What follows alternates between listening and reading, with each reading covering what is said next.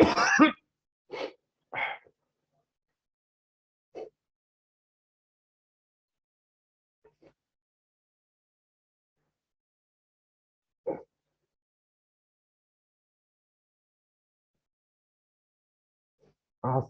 Bhinav, Manas, and Yash. These are present today.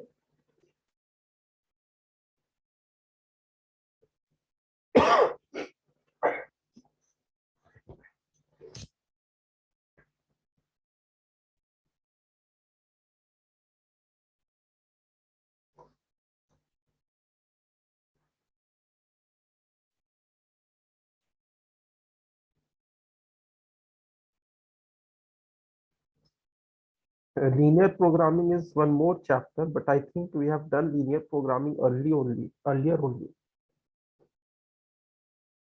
So now the only chapter which is remaining is probability, right? Yes, sir. Yes.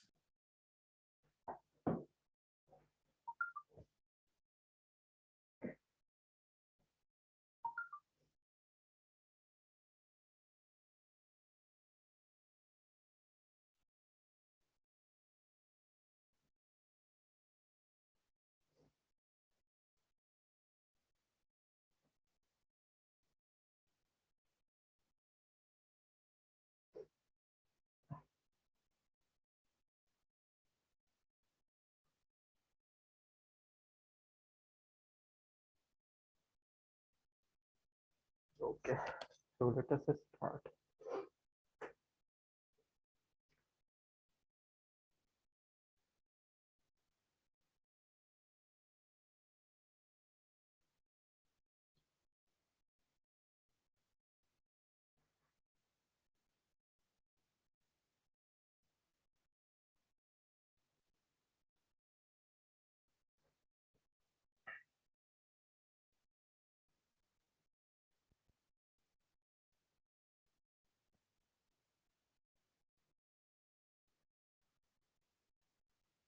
Okay, so probability was in class 11th also. I hope you remember. It was in class 10th also, but from 11th we come into more deeper part of the probability, and in 12th we will come across much more twisted part of the probability. So basically, first thing which we have studied is that we are talking about either classical probability or axiomatic approach to probability. We are not studying a statistical approach to probability. Further, the first topic which comes across is conditional probability in class 12th. 11th का probability और एक chapter होता है permutation and combination. ये दोनों अच्छी तरीके से याद रहना चाहिए. इसके बारे में जो सेंस है वो डेवलप होना चाहिए, और आई होप कि तुम लोगों ने जब ये किया होगा तो उसका भी रिवीजन भी कर लिया होगा, क्योंकि परम्यूटेशन कॉम्बिनेशन का काफी ज्यादा यूज होता है प्रोबेबिलिटी में, और 11th की प्रोबेबिलिटी का ही कंटिन्यूएशन है 12th की probability. So are you comfortable in those two chapters of class 11?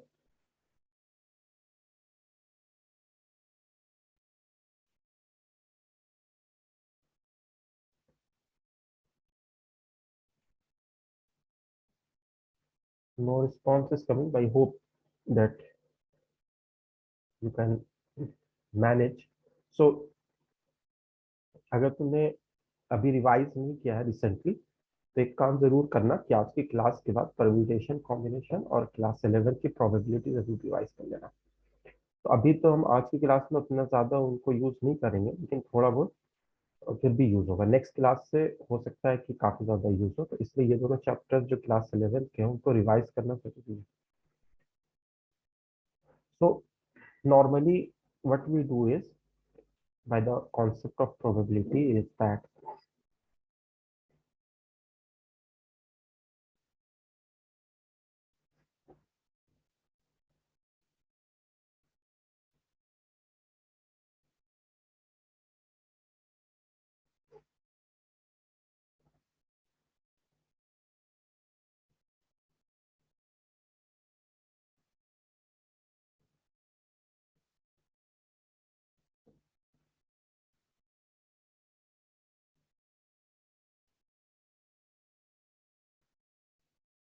number of outcomes favorable to an event upon total number of outcomes.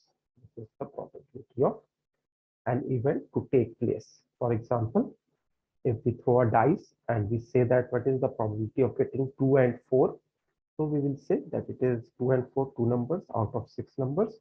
This is 1 by 2. But one thing which you have to keep here in mind is that all elements of the set have equal probability. इसका ध्यान जरूर रखना है। अगर कोई एक event की probability ज्यादा है आने की और दूसरे इवेंट की कम है, तो फिर हम ऐसे अप्रोच नहीं करते। ये ऐसे तभी अप्रोच करते हैं जब हमारे पास इक्वल प्रोबेबिलिटी हो हर एलिमेंट के होने की। जैसे अगर हम डाइस थ्रो कर रहे हो, तो जो प्रोबेबिलिटी 1 के होने की है वही 2 की, वही 3 की, वही 4 की, वही 5 की और वही 6 की, सबकी बराबर प्रोबेबिलिटी होगी। तो हम उसको इस तरीके से डिफाइन करते हैं, this is called classical approach to probability. अगर सबकी प्रोबेबिलिटी अलग अलग है तो फिर उसके लिए हम एक्सोमेट्रिक अप्रोच टू प्रोबेबिलिटी लगाते हैं। तो ये हमने बेसिक में कर लिया था क्लास 11 में। उसके बाद नोट कर लो।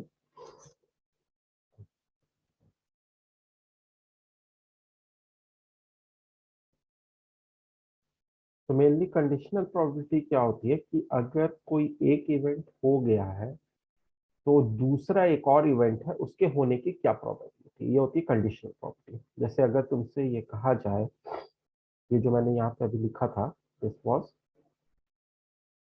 प्रोबेबिलिटी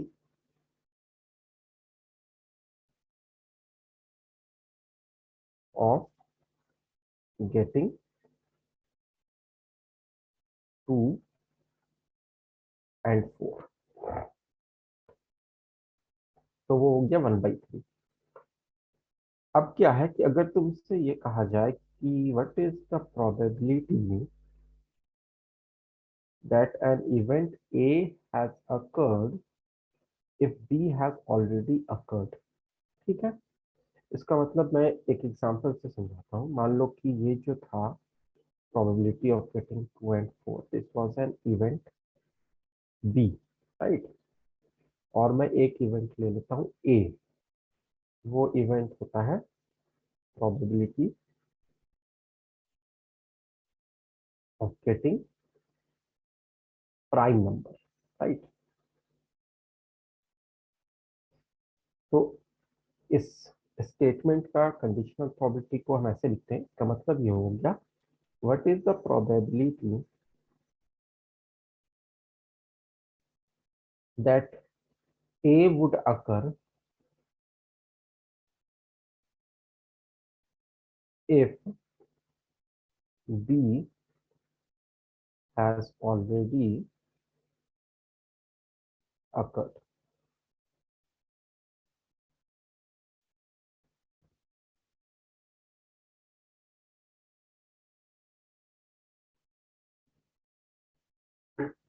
तो पहले ये अपना नोट कर लो और इस पे आते हैं।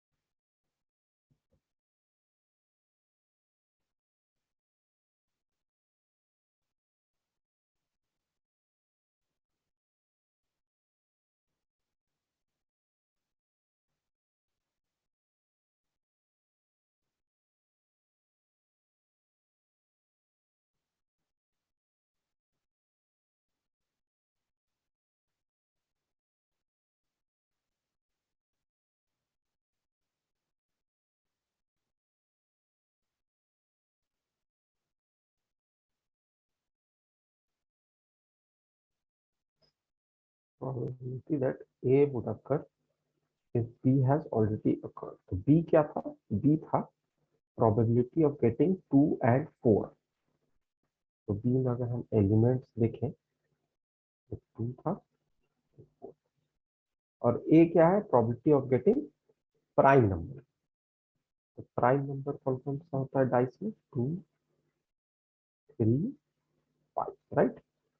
So what is the probability that A has occurred if B has already occurred? मतलब हमारे पास जो सैंपल स्पेस है वो अब S ना हो के वो B हो गया। तो B has already occurred हम बोल रहे हैं, इसका मतलब यही हो गया कि हमारा सैंपल स्पेस जो है वो B हो गया।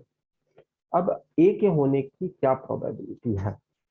तो B और A में जो कॉमन है वो है 2। तो मतलब एक एलिमेंट ऐसा है जो दोनों में कॉमन है।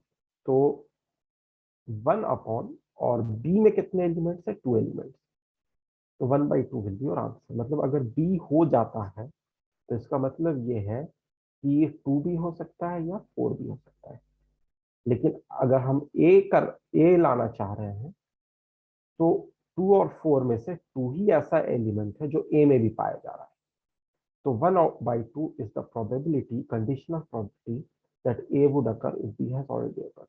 अच्छा, अगर मैं इसी में बात ये भी बोलूं कि अगर ये उल्टा दिया हुआ है, पी बी बाई ए, तो इसका मतलब क्या होता है? पी बी बाई ए का मतलब ये हो गया कि what is the probability that B has would occur if A has already occurred. अब ए अगर हो गया है तो स्टिल ए और बी में जो कॉमन एलिमेंट है वो 2 है। There is only one common element. A में कितने एलिमेंट्स है? 3 है। तो this will be 1/3। Are you getting this? Yes, sir. Yes, sir. तो note this term.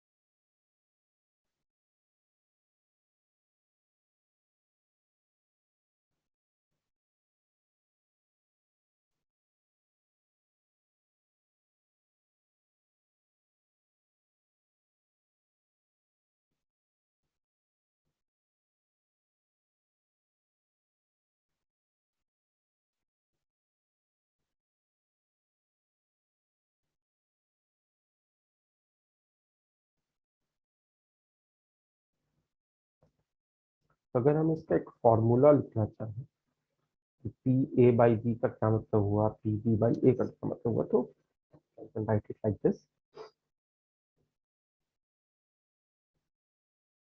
Probability of happening of A when B has already occurred is actually equal to number of elements in A intersection B, जो दोनों में common है, upon number of elements in B। यही हम किए थे अभी। और अगर इसी की जगह ये करना हो, अगर पी बी बाई ए, तो न्यूमरेटर तो वही रहेगा, number of elements in the intersection of A and B upon number of elements in A. तो इसको फर्दर हम और बेटर तरीके से एक्सप्लेन करना चाहें तो हम ऊपर में और नीचे में number of elements in the sample space इससे डिवाइड करके ये कह सकते हैं कि जो न्यूमरेटर है that is actually probability of A intersection B, और जो डिनोमिनेटर है that is the probability of. इसी तरीके से यहाँ पर भी अगर हम ऊपर में number of elements in the sample space से डिवाइड करें और नीचे में भी डिवाइड करें तो यह हो जाएगा probability of A intersection B by probability of A. Is it okay? Yes, sir.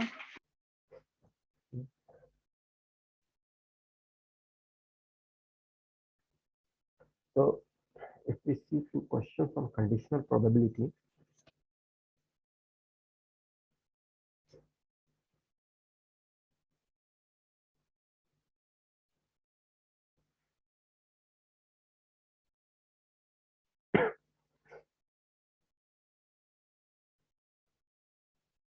So there is a question which says that if probability of A is equal to 0.8, right? Probability of B is equal to 0.5 and probability of B upon A equal to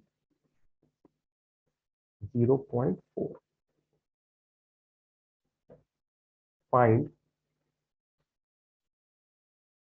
first part P of A intersection B. Second part P of A upon B. Third part P of A union B. Try this once, then we'll discuss.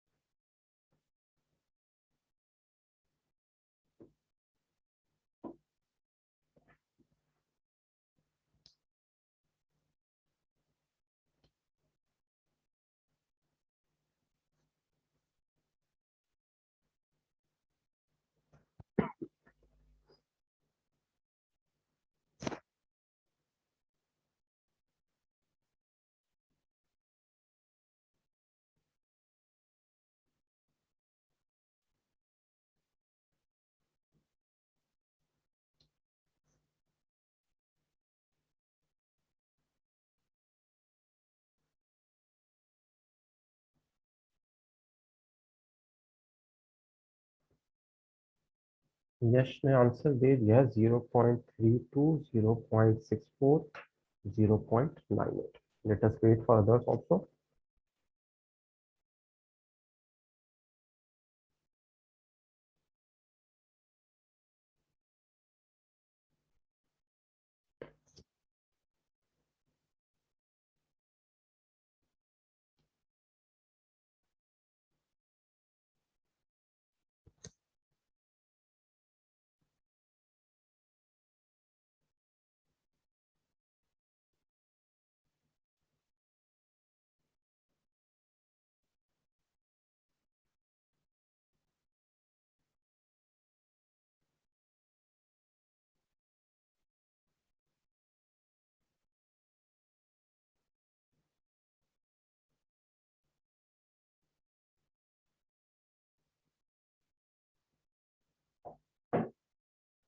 Similarly, Asia has given 0.32, 0.64, and 1. Okay. And Manas has given the same answer as Yash. Let us see. ऐसा एक doubt था कि जो ए union B है वो हमारा total NS होगा ना बेसिकली, मतलब टोटल नंबर ऑफ एलिमेंट्स होंगे।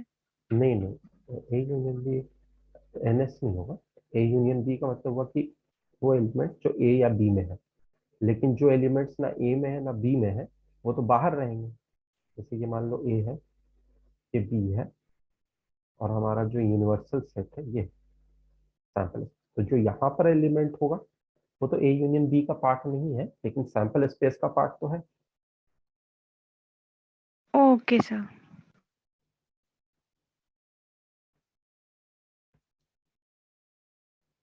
सो हमें पहले दिया हुआ क्या है ये देख लेते हैं। ए की प्रोबेबिलिटी, बी की प्रोबेबिलिटी और बी बाई ए की प्रोबेबिलिटी। सबसे पहले पी बाई ए की प्रोबेबिलिटी का फॉर्मूला क्या होता है? P of A intersection B by P A, right. तो इनमें से लेफ्ट हैंड साइड की जो वैल्यू दी हुई है वो 0.4 दी हुई है। P of A intersection B दिया हुआ नहीं है, और पी ऑफ ए जो दिया हुआ है वो 0.8 दिया हुआ है। तो यहाँ से सबसे पहले हमें निकल जाता है P of A intersection B, which is actually 0.4 into 0.8, which will become 0.3, right? ये हो जाता है। अगर हम पी ए बाई बी निकालना चाहते हैं, which is the second part, तो पी ए बाई बी का क्या मतलब हो गया? P of A intersection B upon P B, right. P A by B जो है उसकी वैल्यू हम निकाल सकते हैं। P A by B is equal to P of A intersection B, जो अभी हमने निकाला है वो है 0.32 अपॉन प्रोबेबिलिटी ऑफ बी, वो है 0.5। तो दिस विल बिकम 0.32 बाई 0.5। तो हम ऊपर नीचे 2 से मल्टीप्लाई कर दें तो 0.64 बाई 1 हो जाएगा, राइट। ठीक आंसर है ये भी। एक आंसर हमारे पास ये आ गया, एक आंसर हमारे पास ये आ गया। अब हम P of A union B निकालते हैं। तो जब हम P of A union B निकालेंगे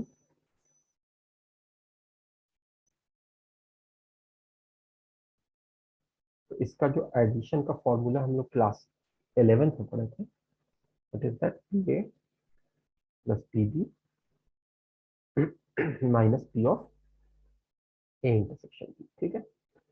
तो P A is given as 0.8, P B is given as 0.5 and A intersection B की प्रोबेबिलिटी अभी हमने निकाल रखी है 0.32। The final answer will be 1.3 minus 1.32, that is 0.985. Is it okay?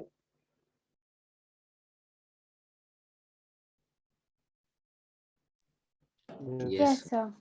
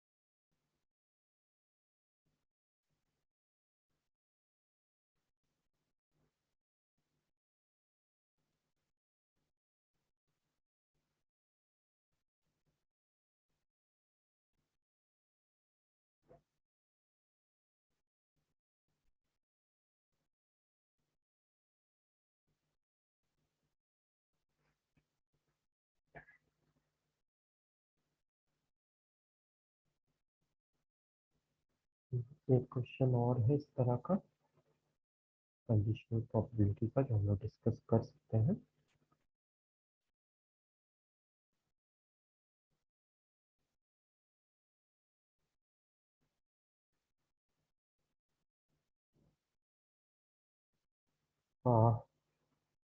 Here die is rolled, consider events E equal to 1, 3, 5, F equal to 2, 3 and G equal to 2, 3, 4, 5. Find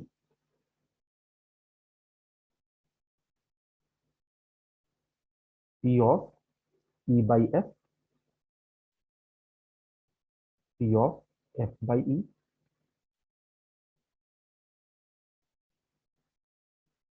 P of E by G, P of G by E, P of E union F by G, and P of E intersection F by G. यही पता करना हमें। Pair die is rolled का मतलब यही हुआ कि this is classical probability because all the elements have equal probability to happen 1 2 3 4 5 6 all of this can come with equal probability, that is why it's called a fair die. Unless it is given that it is biased, we generally treat it as fair only.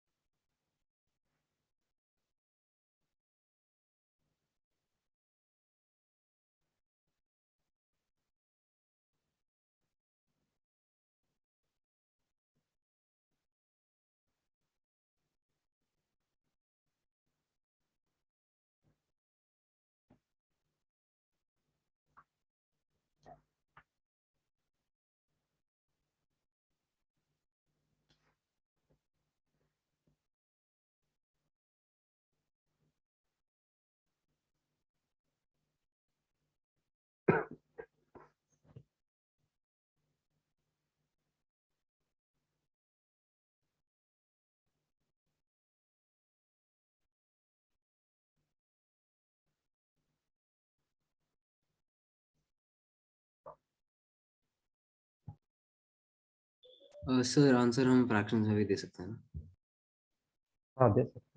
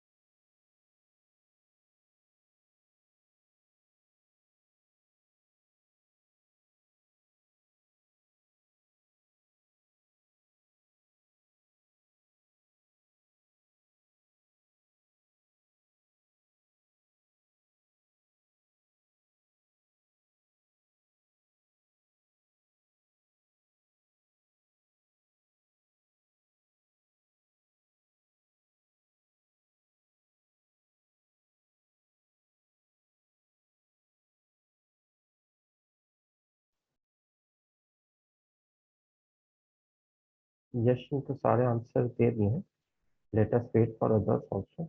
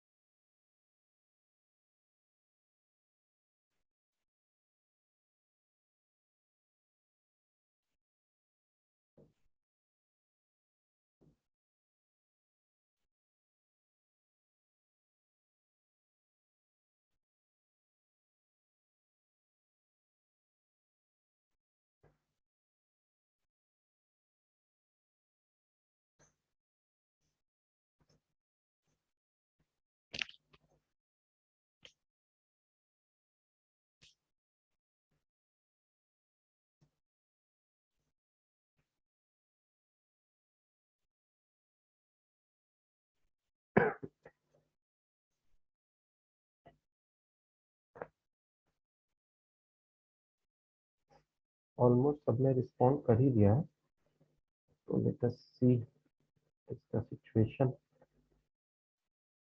P of E by F, which is actually P of P intersection F by P, जिसको हम ये भी लिख सकते हैं N of P intersection F by N. N of S तो ऊपर नीचे से कैंसिल हो जाएंगे. तो N of E intersection F, ये E है ये F है, तो दोनों में कॉमन बस एक ही है, वो है 3, और नंबर ऑफ एलिमेंट्स F में है 2, तो ये तो हो गया हाफ. अच्छा, अब अगर हम आते हैं P of F by E पे, तो P of F by E क्या होगा? ऊपर में E इंटरसेक्शन F तो 1 ही है, प्रोबेबिलिटी ऑफ E इज 3, तो ये 1/3 हो जाएगा. अब आ जाते हैं P of E by G.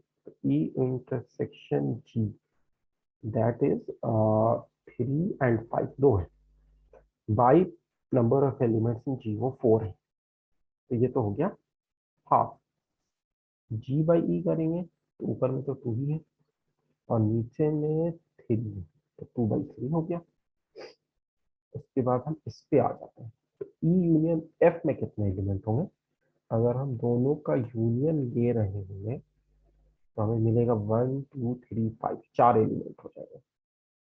और अगर हम E यूनियन F का G के साथ इंटरसेक्शन ले रहे होंगे तो 1 तो नहीं कॉमन है, नहीं, P of E union F का G के साथ इंटरसेक्शन तो न्यूमरेटर में लेना है ना, तो ठीक है. E यूनियन G में तो 4 होंगे, 1 3 यूनियन है ना, यूनियन में होगा 1 2 3 4 5, 5 होंगे. और जी के साथ जब इंटरसेक्ट, ओ सॉरी सॉरी, ठीक है ठीक है ठीक है, ये यूनियन एफ में जो होंगे 1 2 3 5, 4 होंगे, राइट. और 1 2 3 5 का अगर इंटरसेक्शन ले रहे हैं तो जी के साथ 3 ही आएंगे. Let me right it here, किसी तरह कंफ्यूजन ना हो. जब हम लेंगे ई यूनियन एफ, उसमें आ जाएगा 1 2 3 5, और इसके जो न्यूमरेटर में लाना है वो लाना है number of elements in union F intersection G, number of elements in G. तो एन यूनियन एफ तो हम देखिए, और जी यहाँ पर है, दोनों का इंटरसेक्शन में क्या है? 2 है, 3 है, 5 है, 3 है. और नंबर ऑफ एलिमेंट्स इन जी कितने हैं? 4 है, तो 3/4 हो गया, सही है. और लास्ट में हम इसकी बात करेंगे तो ई इंटरसेक्शन एफ में बस एक ही है 3, और उसका जी के साथ अगर इंटरसेक्शन लेते हैं तो भी बस एक ही है 3, और जी में 4. तो दीज आर द आंसर्स. एक बार सारे अपना अपने आंसर के साथ क्रॉस चेक कर लो, क्योंकि सारे का आंसर में क्रॉस चेक करना थोड़ा सा टाइम लग जाएगा, ये तुम कर लो.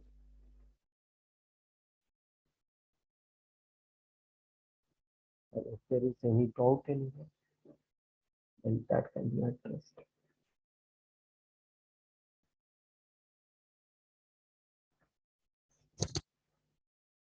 सर जब वो ई यूनियन एफ है तो फिर हम जी के साथ इंटरसेक्शन क्यों उसमें वो कर रहे हैं? बाई जी है ना, जी कंडीशनल प्रॉपर्टी है. E union F when G has already occurred, तो ई यूनियन एफ को एक एक सेट मान के उसका जी के साथ इंटरसेक्शन लेंगे. Okay sir.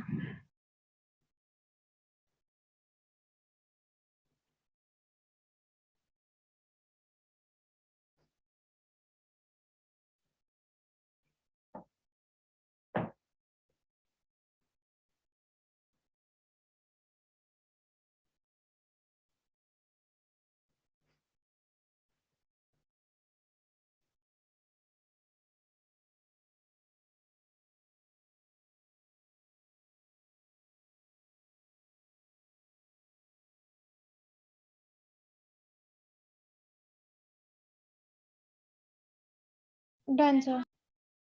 ओके, और किसी को तो कोई डाउट नहीं है इसमें?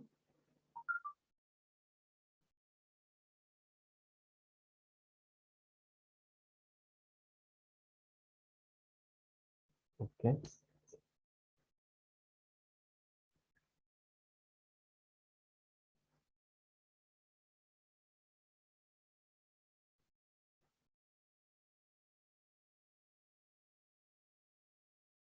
Now next thing is multiplication theorem on probability.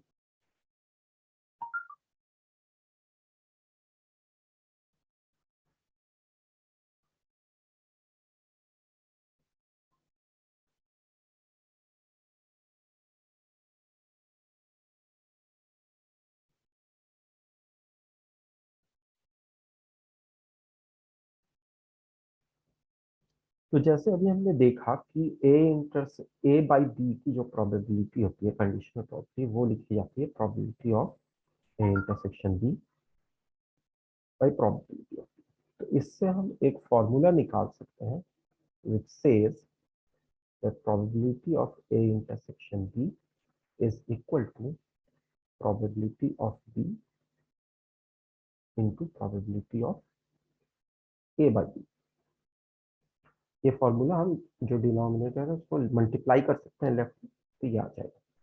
अच्छा, इसी का अगर हम इस तरीके से लिखते थे पी बी बाई ए, तो क्या हो जाता था, probability of A intersection B, numerator तो वही रहेगा लेकिन डिनोमिनेटर में हमारे पास आ जाएगा प्रोबेबिलिटी ऑफ ए। तो यहाँ पर भी अगर हम चाहें तो पी ए इंटरसेक्शन बी निकाल सकते हैं, और वो भी उसी तरीके से मल्टीप्लाई होकर आ जाएगा P of A into P of B by A. Is it okay?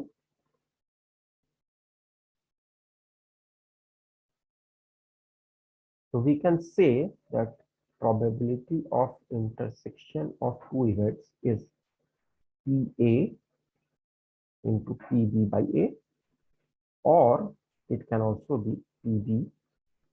उस केस में यहाँ पर हो जाएगा probability of A by। तो ये कहलाता है मल्टीप्लिकेशन थ्योरम ऑफ प्रोबेबिलिटी। तो ये अभी हमने दो इवेंट्स के लिए देखा है, अब इसी को हम तीन इवेंट्स के लिए भी, तीन इवेंट्स के इंटरसेक्शन के लिए भी इसको हम कर सकते हैं। पहले इतना लिख लो।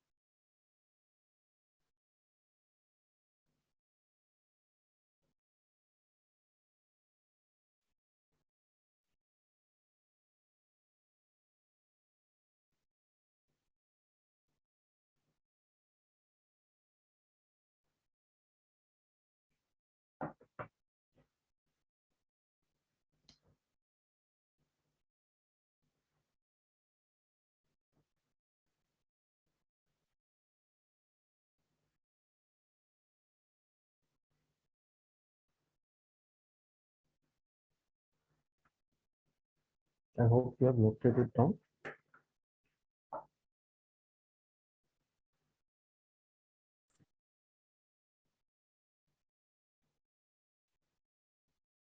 तो इसको हम फर्दर अगर इस तरीके से लिखना चाहें, what is the probability of A intersection B intersection C, so we can say that probability of A into probability of B when A has already occurred into probability of C when A and B both have already occurred। तो ऐसे हम इस multiplication theorem को extend कर सकते हैं। एक बार इसको देख लो, इसको चाहे तो ऐसे भी लिख सकते हैं, प्रोबेबिलिटी ऑफ बी पहले लेते हैं, तो फिर इस केस में क्या लिखते हैं, P of A by B into probability of C, then A and B है। ठीक है,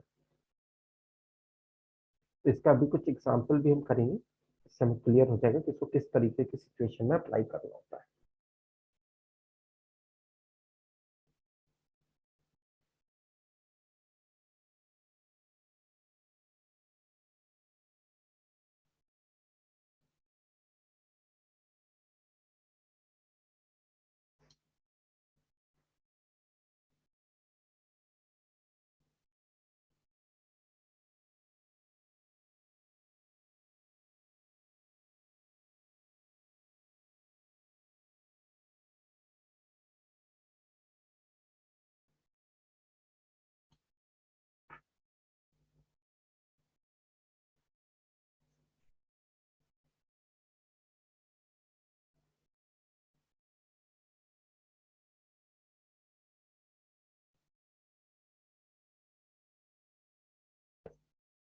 done sir.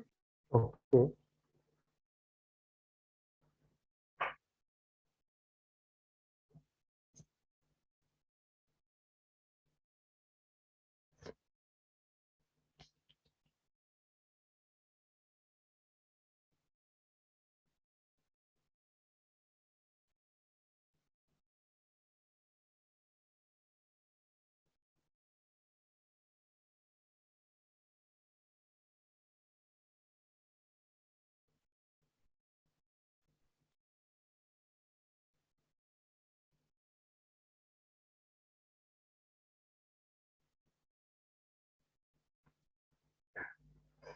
I'm selecting some good question from here, then I will give you to practice right now to get an understanding of how we apply this multiplication theorem on probability.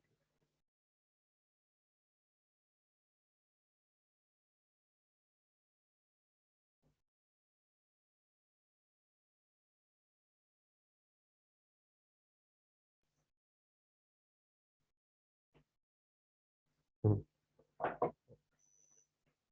Let me give you this particular question here.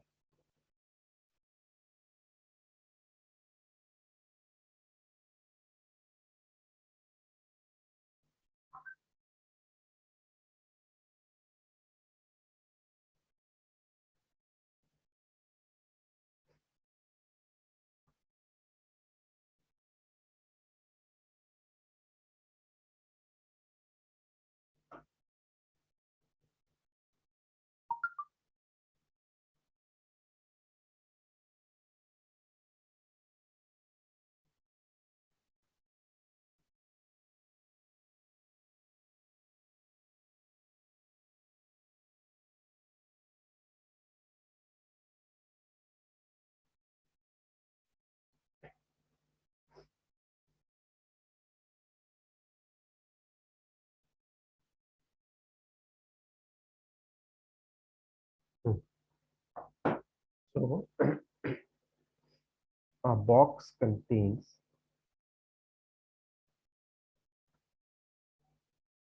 5 brown and 7 black pebbles.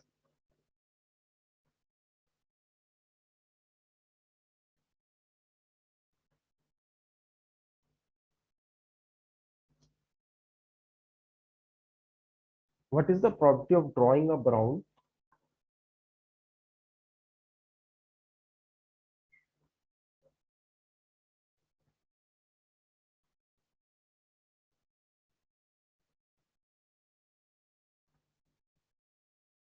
pebble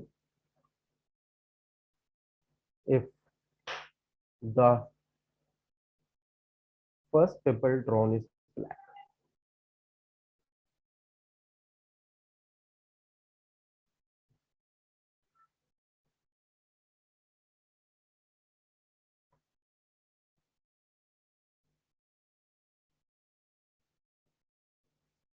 The balls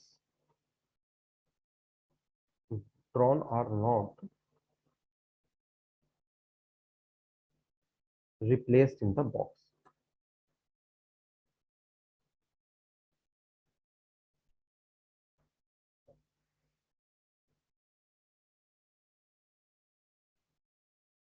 इस पे but try कर लो everyone of you.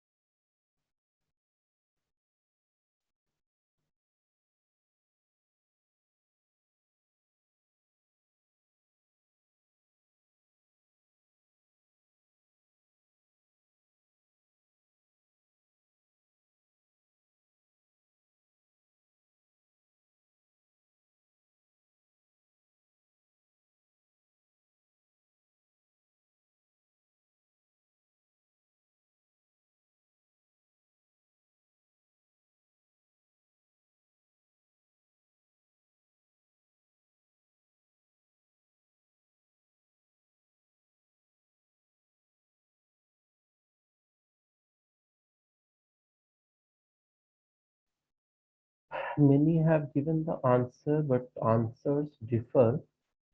For Yash, it is 5 by 11.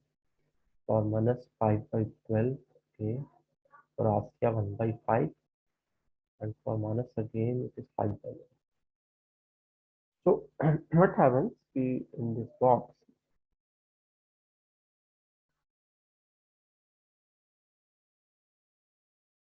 5 brown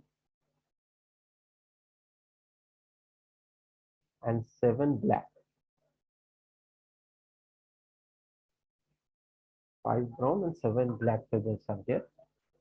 What is the probability of drawing a brown pebble if the first pebble drawn is black?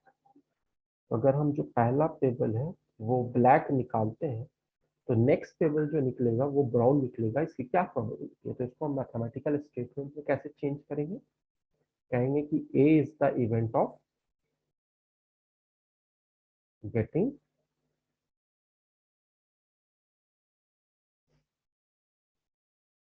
brown table and B is the event of getting black table, right? तो पहले हमने दोनों को एक events से दिखा दिया। अब हमें चाहिए क्या कि जब हमने फर्स्ट में ब्लैक निकाल लिया है ऑलरेडी, मतलब हमारा जो इवेंट बी है वो हो गया है, तो ब्राउन निकलने की मतलब इवेंट ए होने की क्या प्रोबेबिलिटी होगी? This is what is being asked over here, right? तो इसको हम अगर ऐसे करते हैं by the formula of PA by B, that is actually P of A intersection B by P of B. तो क्या होगा कि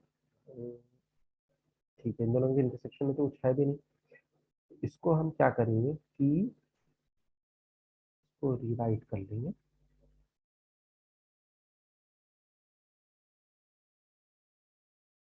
लेकिन ये है ना, दो अलग ड्रॉ हो रहा है, ये भी स्पेसिफाई करना पड़ेगा यहाँ पे।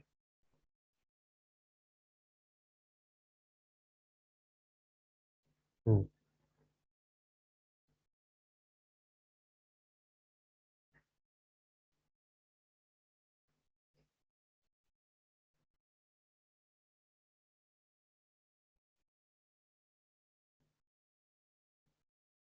इन द फर्स्ट ड्रॉ हमारी जो सिचुएशन है वो कुछ ऐसी है। फर्स्ट ड्रॉ में जो हमारी सिचुएशन है वो कुछ ऐसी है कि हमारे पास 5 ब्राउन है एंड 7 ब्लैक।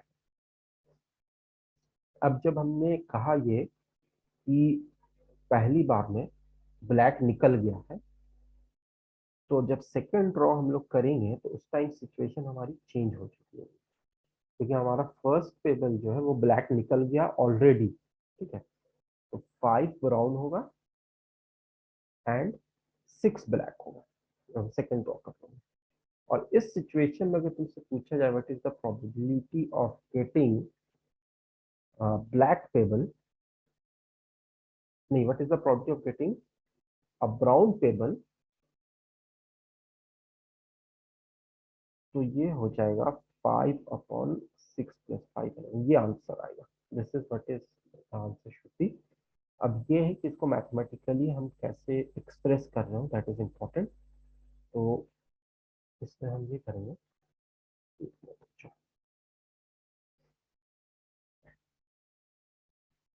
हमारे पास पहला इवेंट जो हो रहा है वो हो रहा है गेटिंग ऑफ ब्लैक टेबल,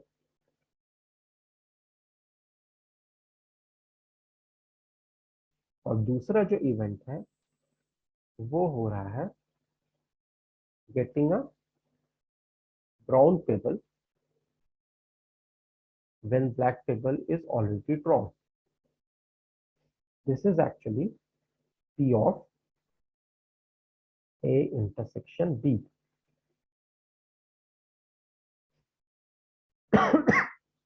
तो probability of B की अगर हम बात करें तो probability of B that is getting the black table is 7/12, and probability of brown table, इसमें ये मल्टीप्लिकेशन थ्योरम किया, ये फॉर्मूला नहीं आएगा। अगर probability of getting brown table करते हैं तो there are 5 brown,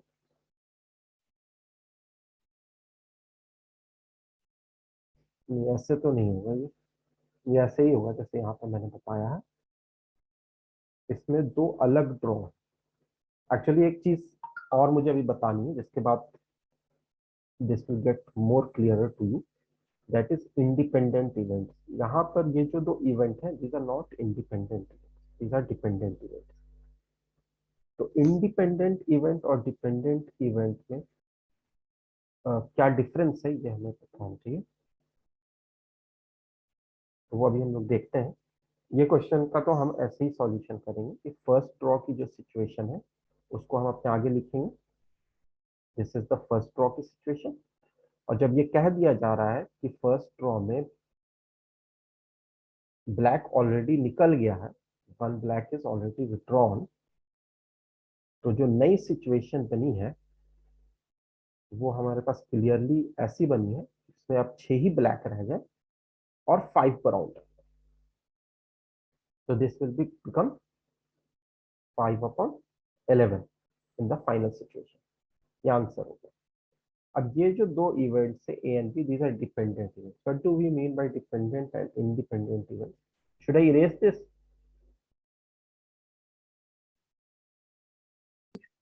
yes sir.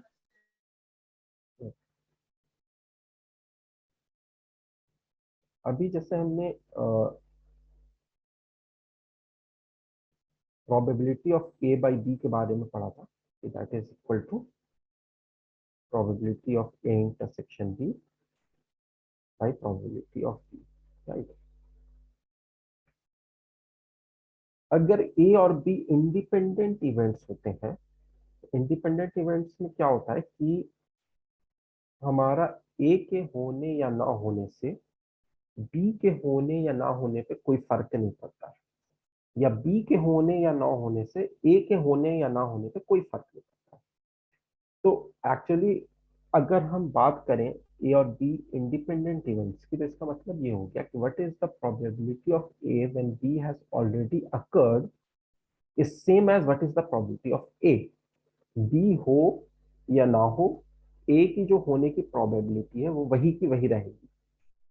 और इसका उल्टा भी ट्रू है, अगर हम पी बी बाई ए करें तो ए के होने या ना होने से बी पे भी कोई इफेक्ट नहीं पड़ने वाला। That is same as probability of B. तो किसी इवेंट के होने से दूसरे इवेंट पे अगर कोई फर्क नहीं पड़ता है तो conditional probability P A by B will be simply P A and P B by A simply P. जैसे मान लो एक रफ एग्जांपल इसका ये समझ सकते हो कि एक कॉइन टॉस किया जा रहा है और एक डाइस थ्रो की जा रही है। डाइस में क्या आ रहा है उससे कॉइन पे कोई इफेक्ट नहीं पड़ेगा कि कॉइन में क्या आएगा, और कॉइन पे क्या आ रहा है उससे डाइस पे कोई इफेक्ट नहीं पड़ेगा। तो मैथमेटिकली हम इसको ऐसे लिखते हैं कि अगर ए एंड बी इंडिपेंडेंट इवेंट्स हैं तो ये जो फॉर्मूला हमारा पी ए इंटरसेक्शन बी का बनता था, रिमेंबर ये यहाँ पर भी बन रहा है P of A by B into P of B. उसको हम इंडिपेंडेंट इवेंट्स के सिचुएशन में ऐसे लिख सकते हैं P of A intersection B is equal to P A by B is nothing but only P A multiplied with P B. So if the events are independent events, तो उस case में हम P of A intersection B को simply क्या लिख देते हैं P A into P B. Is it okay?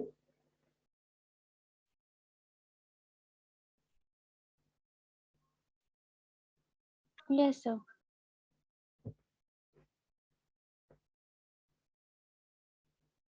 Let's write this down.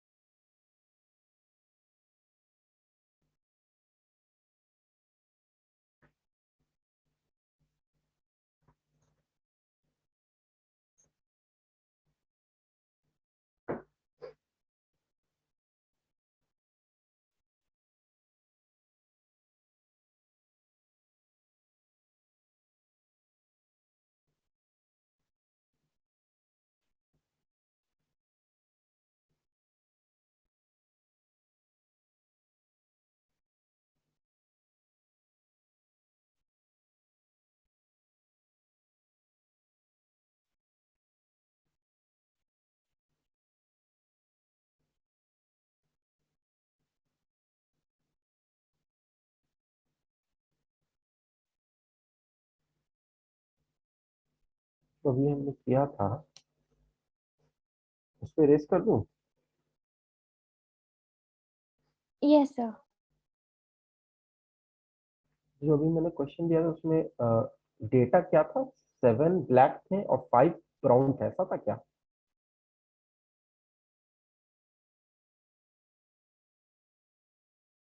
Can anyone tell me? Yes sir ये और हम लोग पहले ड्रॉ में क्या निकाल रहे थे जो दिया हुआ था कि वो फर्स्ट ड्रॉ में आया है? Black.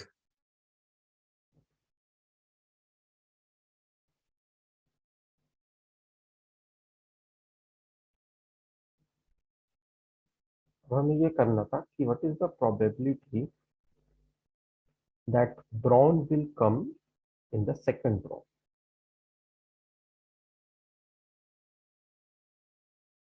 If black has come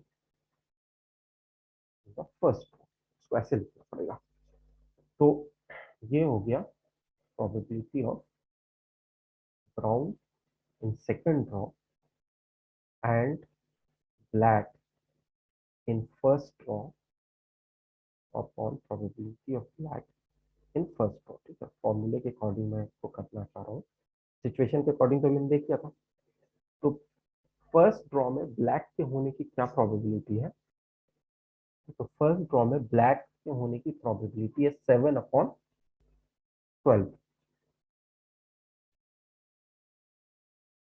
ये, और what is the probability that first row में ब्लैक हो as well as second row में ब्राउन हो? इसको हम जब लिखेंगे, these are dependent elements, right? इसको जब हम लिखेंगे तो ओके, ये फिर तो टोटल प्रोबेबिलिटी थ्योरम से ही होगा, तो बताया, इसलिए ये क्वेश्चन मैंने गलत टाइम पे दे दिया। तो अभी बस सिचुएशन से ही कर सकते हो, सिचुएशन से जो हमारा आंसर आया था 5 by 11, that was fine. Sir यहाँ पे हम आउटकम्स डिफाइन कर सकते हैं तो बहुत बड़ा सेट हो जाएगा। सर, पर 2 ही तो एंट्रीज हैं ना, तो उतना बड़ा बनेगा। कैसे डिफाइन करोगे? जैसे सर ब्लैक दोनों या दोनों ब्राउन या अल्टरनेट कर सकते हैं ऐसे। नहीं, यहाँ पे एक ब्लैक और एक ब्राउन नहीं है ना, या 2 ब्लैक 2 ब्राउन नहीं है, यहाँ पे 7 ब्लैक है। So we have basically not only one element of black, we have black 1, black 2, black 3, black 4, black 5, black 6, black 7, और ब्राउन के केस में 5।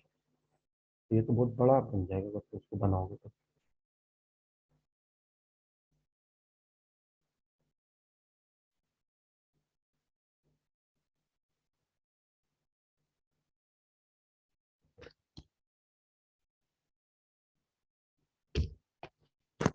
इसको फिर कैसे करोगे? ये तो बहुत बड़ा सेट हो जाएगा ना, कॉम्बिनेशन जब बनते जाओगे। Yes sir.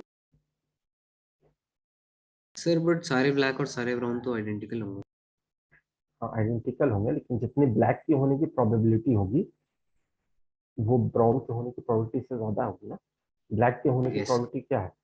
Probability of getting black in the first situation, जब कुछ नहीं हुआ है, that is 7/20, and probability of getting brown is 5/10। तो दोनों अलग प्रोबेबिलिटी है।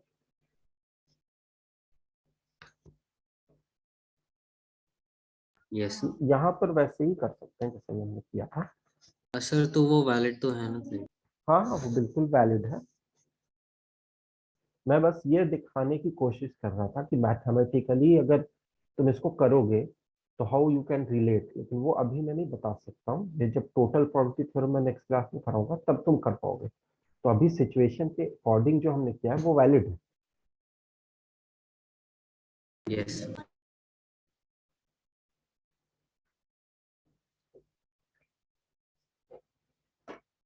क्वेश्चन और दिखाओ।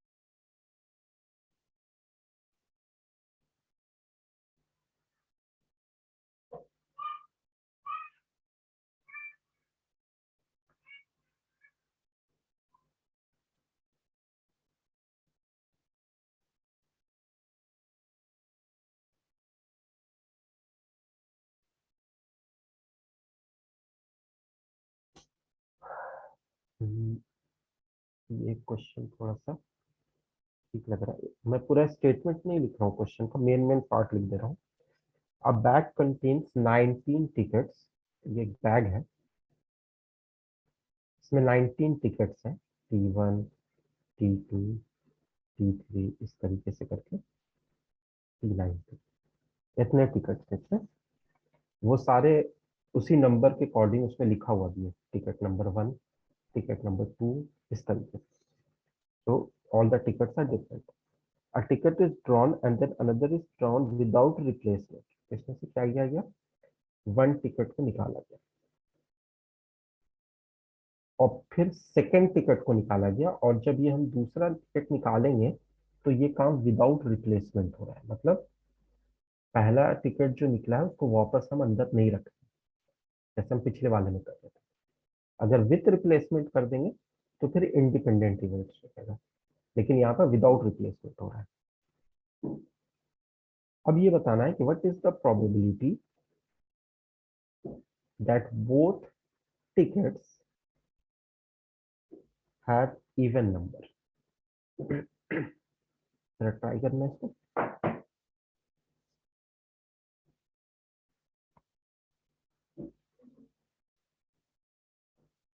इसको अब मैं तुम्हें थोड़ा सा रिलेट कर दूंगा।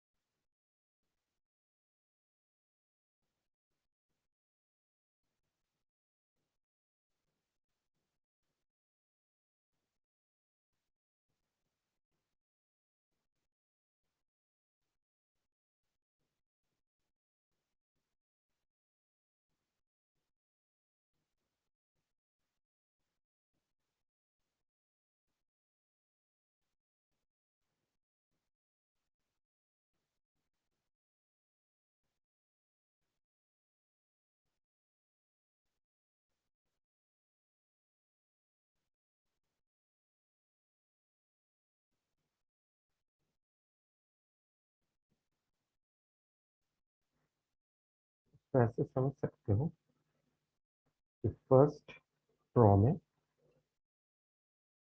इवन नंबर आए, इंटरसेक्शन सेकेंड ड्रॉ में भी इवन नंबर आए। इसका मतलब क्या हो गया कि probability of getting even in the first draw as well as even in the second draw, which means पहले क्या होगा, इवेंट इवन होगा ना पहले first draw into probability of E2 when even has already occurred। ये multiplication theorem लगाया। अब ये है कि इसमें भी प्रोबेबिलिटी ऑफ इवन, जो फर्स्ट वाले में इवन नंबर आए इसकी प्रोबेबिलिटी हम पहले लिख रहे हैं। तो पहले में इवन नंबर आए इसकी प्रोबेबिलिटी होगी 9/19। Is this okay? Yes sir.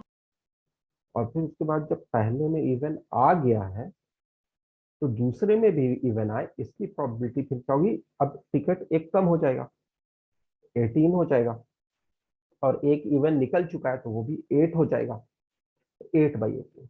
अब इसको तुम सिंप्लीफाई करो जैसे करो।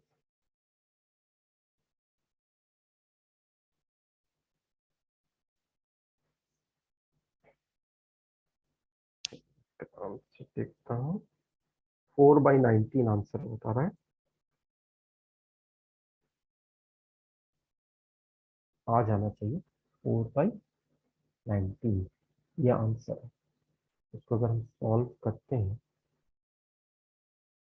9 2 टाइम्स इज 18, 2 4 इज 4/19 आ जाएगा। ठीक है,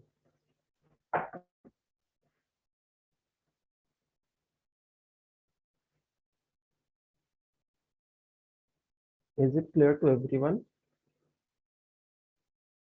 Yes, sir.